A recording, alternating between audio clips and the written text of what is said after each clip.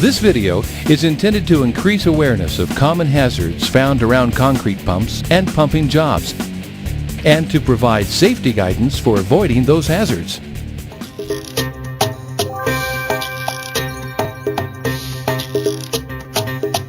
Before you open the hopper grates for cleaning or to remove something, take the pump out of gear and bleed the accumulator of all stored pressure.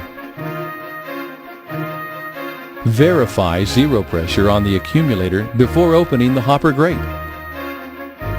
If you lift the grate with your pump in gear, even with the agitator off, you or someone else could accidentally engage the agitator and you could be pulled into the hopper by the hose or by loose clothing snagged on the agitator.